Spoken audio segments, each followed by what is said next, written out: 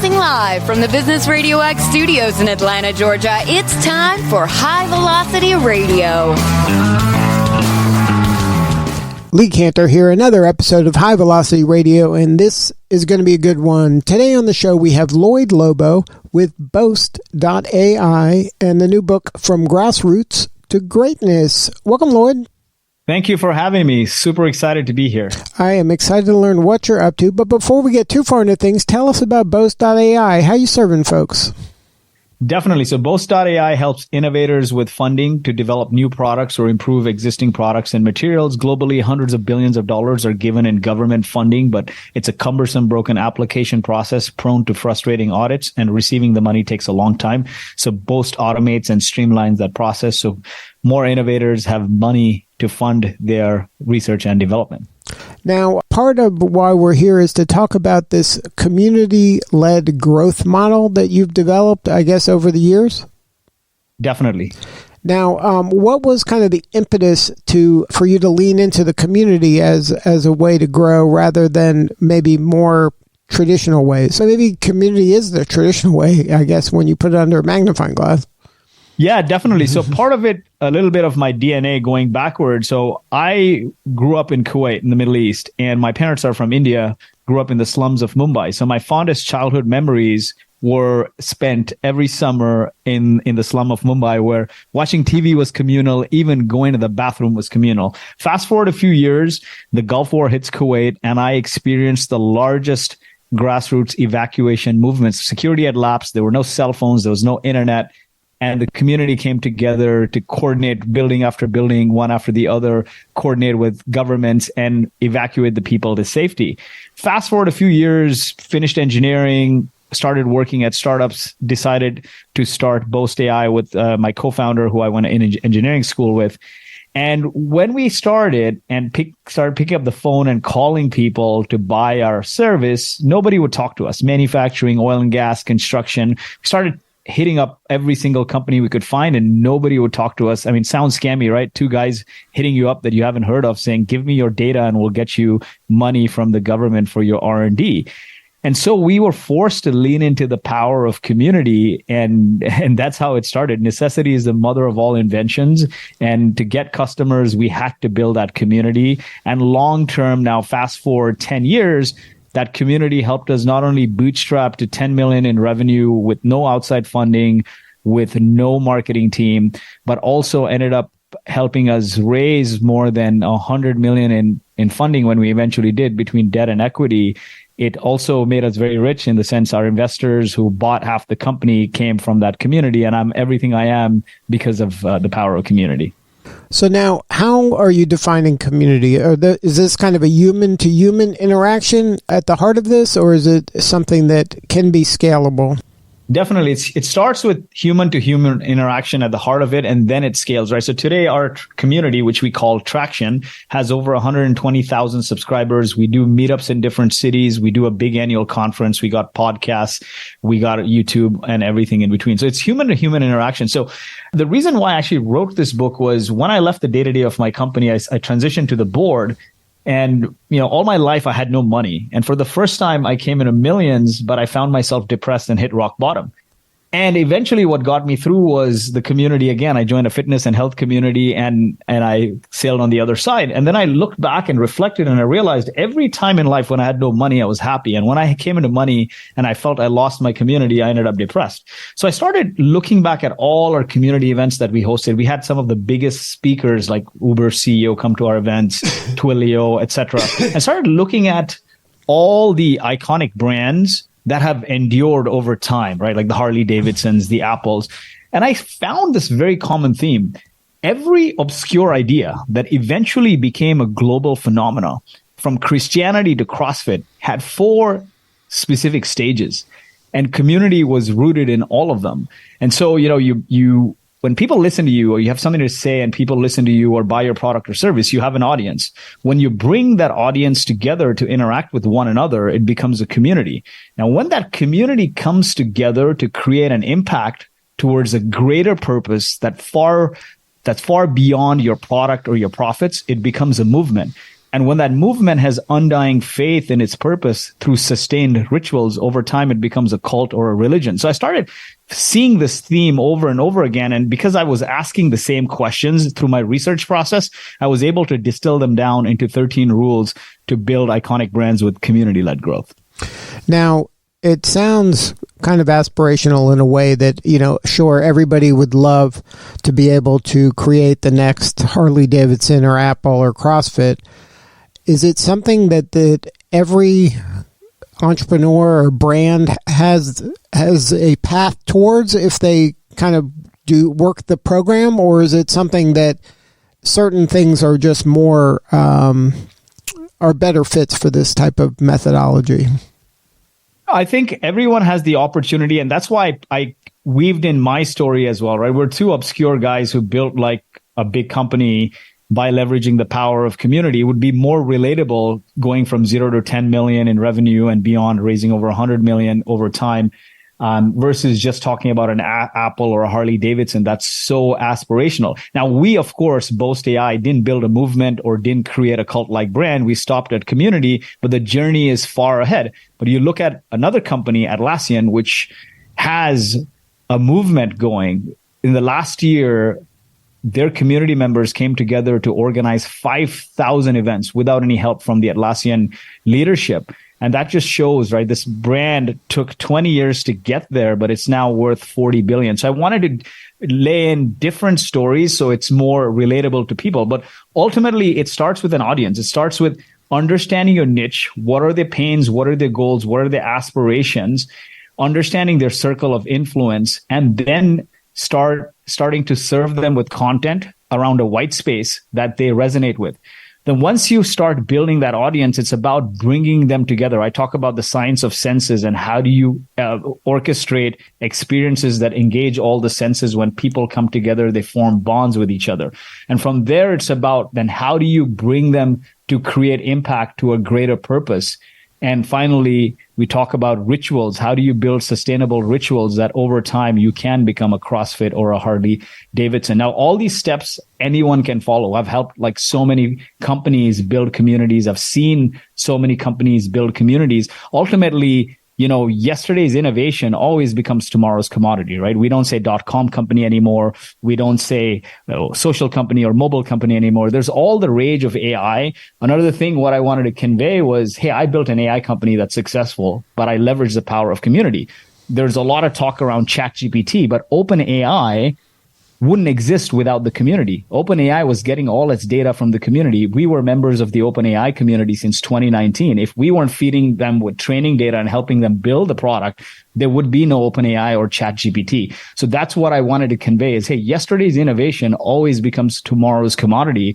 But if you build this community, it ends up being your long-term sustainable moat because they give you product feedback. They're there to support you. They become your customers and your advocates. So let's kind of help our listeners with some practical things that maybe they can implement today if they are so inclined to build a community. And do you mind doing some kind of consulting on the air? Yeah. Is that definitely, okay? Definitely. Okay. Yeah, definitely. How much time do I have? As long as you need. So I'm gonna use myself or my business as this test case. I own a company called Business RadioX, where this show is a part of that network. Our mission is to create communities in small communities, micro, kind of hyperlocal business talk, podcast / internet radio, businesses in communities around the country. And our mission is to be the place where the stories of business are told, where we support and celebrate business in a hyperlocal manner. And our studios become kind of mini networking places where people go to congregate to help tell those stories, and they meet and they support each other. The way that it works is that our businesses, our entrepreneurs, they are paying a license fee to us to use our branding and our kind of methodology, but it's their own business. They keep all the money. So that's my mission, is to put thousands of Business RadioX studios around the country to be the voice of business in those local communities. What should I do today to grow the community so that I can attain that goal? Definitely. I mean, you have a great start. You already have a big community. How many people are engaged through this currently? So we have about, let's say, about a dozen active entrepreneurs in local markets doing what I just described in their local market. Awesome. And through that, I'm assuming they're engaging thousands of people already. Right. So in each market, it's their own kind of community that they're building using the Business RadioX studio as kind of the hub and the reason for being there as that connector, as that person serving each of those communities. Awesome. I'll take it all the way to the back, right? I think what you have already is a great framework, but let's say you have listeners who want to even start and they have nothing, right? So the first thing I think what you shared is perfect. I have a mission. Great communities are built on great purposes, on great missions. So start with your purpose, your why. Like, what is the big aspiration? And that's not your product or your service, but rather what is the impact you want to create? Because the thing is, if you have no purpose beyond your profits, it's very hard to create a long-term sustainable community because you're always going to be looking for profits and money, and it will be hard to sustain. Building a community, especially engaging volunteers, is a labor of love. It's a marathon of the heart and mind. So find something that you're passionate about, that you care about giving. You have this DNA of giving, give first mentality. Start with that purpose, distill it to your vision, which is your someday, what the world will look like as a function of your being. Then your mission, like how do you do it? And then your values. What are the core values that people show up with? The next thing is figure out the kind of community you want to build. There's 3 kinds of communities you want to build. So I would say your community is a community of practice where you bring people together to learn about being better entrepreneurs. Is that more or less right? Well, we're selling a product. We're a place where businesses, small to mid-sized businesses primarily, but all businesses in a local community can tell their story. It's a place where they can be heard and they can share what makes them special. Definitely. So that's the heart of it. Definitely. So that's a community of practice, right? Where people come together to learn from one another, to tell their stories. That's a community of practice. Now, the second kind, you may have listeners who have products, and that's turning your customers into evangelists. How do you build a community of product where people come and learn about the product? And the last one is a community of play where people just come together, hang out to have a good time, like a Nike or maybe a Harley Davidson. Now, the key thing here is if you don't have a product which has customers or product market fit, meaning customers don't come repeatedly to use it, then I wouldn't create a community of product because people will feel like they're sold to. So create a community of practice like you guys have. Then it's about finding that underserved niche and identifying their pains, figure out like where they eat, breathe, dream, sleep, figure out their aspirations and goals so you can come up with the right content to help them go from A to Z. If you're building this community of practice, like what are the things I would need to learn? What are the gaps I have? And now once you have this ideal customer profile nailed, like you guys have, and you understand all their pain points, then it's about building their circle of influence. For example, who do they fund? Meaning what other tools and services they pay for that could be your potential partners to promote and bring the audience. Who do they follow? Meaning who are the influencers they follow that you can bring as guest speakers so they can learn from? And then what do they frequent? What events, magazines, blogs, other things they read, what platforms they're present on so you can distribute the content. Now, the next step from there is starting with creating this audience through content. Now, you're already doing this content. Do you do any other forms of content beyond the blog and the events, or rather beyond the podcast and the events? So we take every episode that we do is always obviously shared through all the traditional podcast platforms all over the planet, everyone. And then also it is machine transcribed, so the content is also in digital text form. So we have it in audio and we have digital text, and that digital text is just on our website.